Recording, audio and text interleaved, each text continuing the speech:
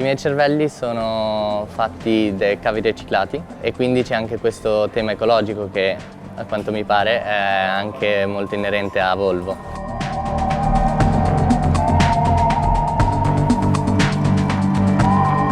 Pensando a che forma darli, a che progetto potessi inventare, è venuta l'idea del cervello e da lì ho cominciato a esplorare le connessioni tra cavo elettrico e cervello umano. Infatti entrambi conducono elettricità e la struttura del cavo elettrico è molto simile a quella dell'assone. E questi che vedete sono i cerebellum confusi illuminati, che rappresentano lo stato confusionale ma nella sua accezione positiva. Inoltre sono annessi a dei sensori, che è una parte elettronica. Questa parte elettronica permette di rilevare delle presenze e permette anche alla luce di accendersi. Anche nelle nuove auto sono provviste di sensori, anche nel caso in cui incontrano una presenza permettono anche all'auto di fermarsi, arrestarsi automaticamente e quindi di evitare incidenti o anche salvare delle vite.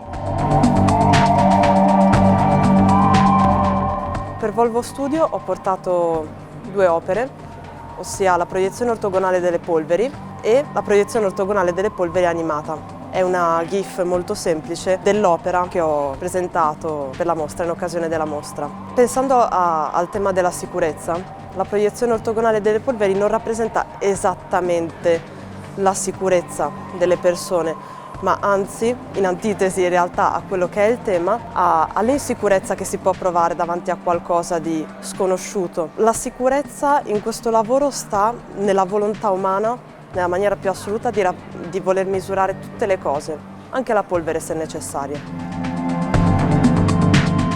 Ho portato 3 opere, si chiama Incarnazione, Poesia invisibile, anche quello l'ultimo è Rovine blu.